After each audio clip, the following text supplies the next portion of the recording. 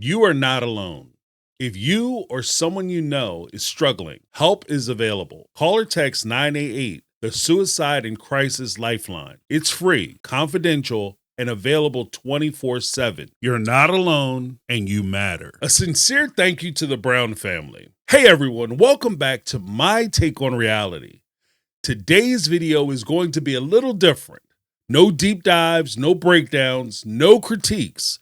Just a heartfelt thank you. I want to sincerely thank the entirety of the Brown family for their incredible courage in sharing not only the burial services of their beloved Garrison, but also the entire process from the initial devastating notification of their loss to the raw, ongoing reality of their grief. That was a gift, a painful, vulnerable, most generous gift. And I appreciate you. We grieved with you. They didn't have to let us in.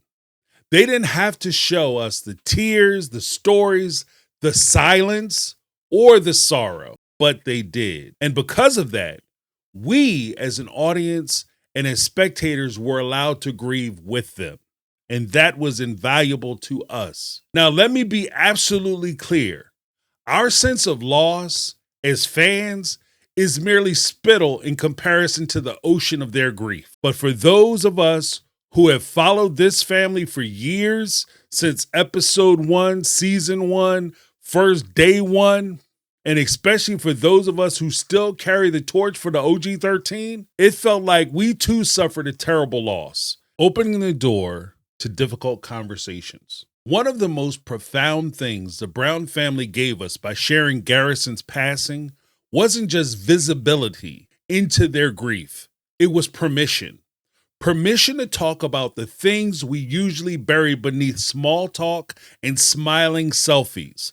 Permission to ask hard questions, to feel uncomfortable, to sit in silence, and not rush to fill it. They opened the door to a conversation that too often stays locked behind stigma, shame, and fear. Mental health, depression, and yes, suicide. These are not just buzzwords or after-school special topics.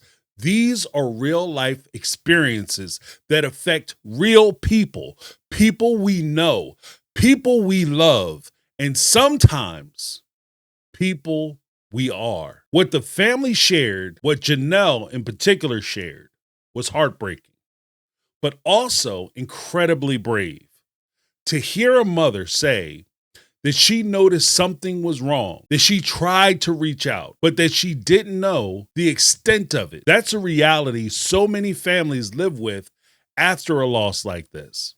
And it's not about blame. It's not about what should have been done. It's about recognizing that depression doesn't always look like we think it should. It doesn't always announce itself with tears or dramatic breakdowns. Sometimes it's a quiet withdrawal, a missed call, a shift in tone. Sometimes it's a smile that's just a little too practiced.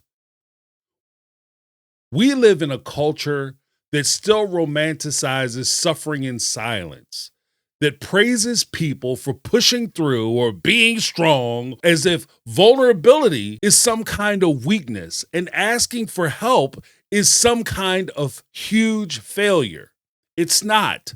Strength isn't silence. Strength is saying, I'm not okay. Strength is being the friend who notices and asks twice. Strength is making that phone call or recommending that therapist or just sitting with someone in their darkness without trying to fix it. The Browns didn't owe us any of this.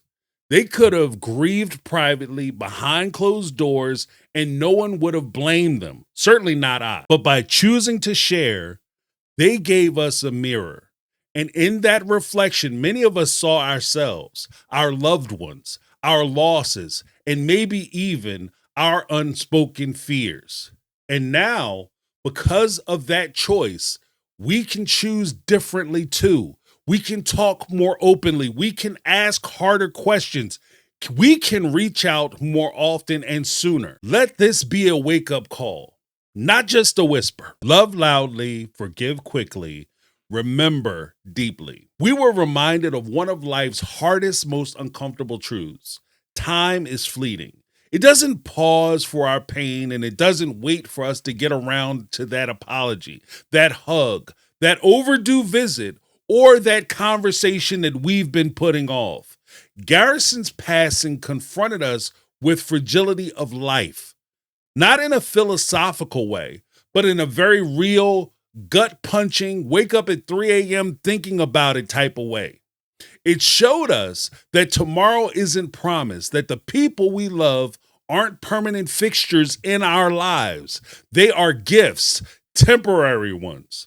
So we must love loudly, not quietly, not confidentially, not when it's convenient, loudly. We must forgive quickly, not just for others, but for ourselves. Holding on to anger is like drinking poison and expecting the other person to suffer. Forgiveness doesn't mean forgetting or excusing harm, but it does mean choosing peace over resentment when possible. When possible. And we must remember deeply. Talk about our loved ones. Share their stories. Say their names. Whether they're still here or not, keep their memory alive by living fully in their honor. Loss has a way of stripping away all the superficial noise and revealing what truly matters.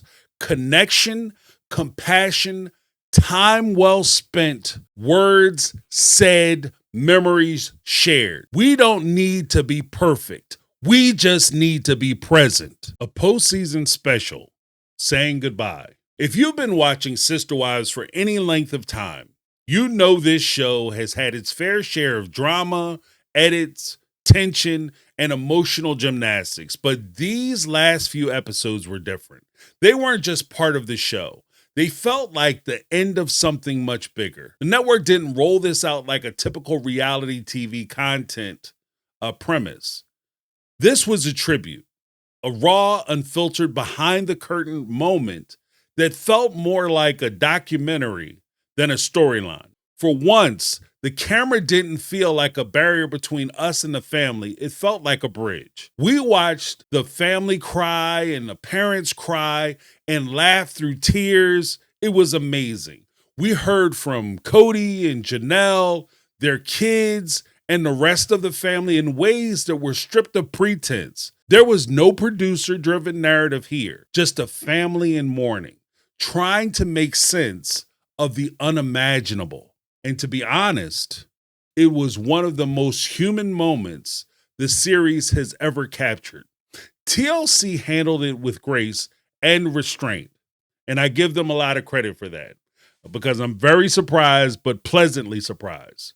There were no overproduced confessionals, no shock value cliffhangers, just space to breathe, grieve, and reflect.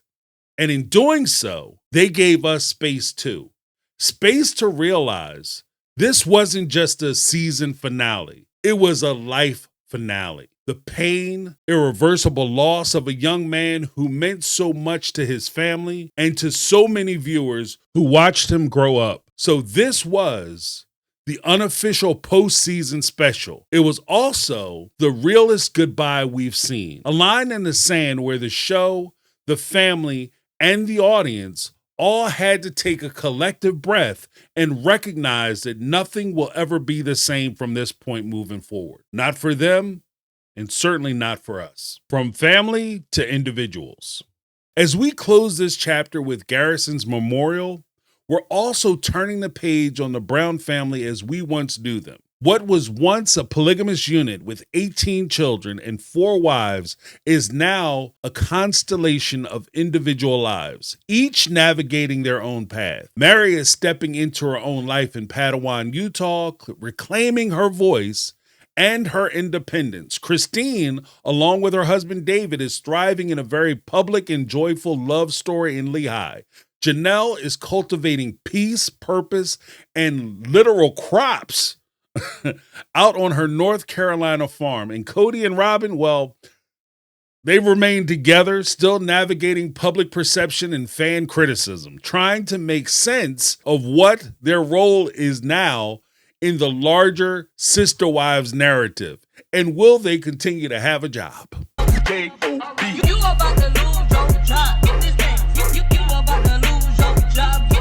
It's unclear where the show will go from here. Will it continue? Will it evolve into something new? Can it survive as separate stories rather than one interconnected thread? We don't know, but maybe that's okay, because what's more important is that the people involved are no longer bound to a dysfunctional idea of unity. They're free to live truthfully, even if that truth is messy or painful or unexpected. We thank them for what they've shared. We release them with gratitude, and we watch with cautious hope as they step into the unknown. Grief, growth, and giving voice. To the Brown family, thank you. Thank you for your transparency, your pain, your strength, and your choice to share it all with us. Grief shared is grief softened. And because of your courage, many of us have found the words and space to talk about our own losses, our own struggles, and our own healing. Let this be a reminder. Check in on your strong friends. Say the hard things while people are still here. Love unapologetically. Take your mental health seriously. This isn't just about one family's grief. It's about our collective humanity. We have the chance to normalize these conversations, to teach our kids and ourselves that sadness isn't weakness, that asking for help is brave, and that healing is a community project. So let's use this moment. Let's open the door wider. Let's check on our people, tell our truths, and reach out when the darkness feels too loud. Want to share your voice? Visit speakpipe.com/mytakeonreality and leave a message. Your voice could be featured in this Thursday's live stream, where we respond to your thoughts, stories, and reflections. I want to hear those stories, and I want to talk about those deeper issues. So leave a message. Outro. That's my take. I'm James. This has been My Take on Reality, and I'm out. 'Cause I've been living life right like I could just die.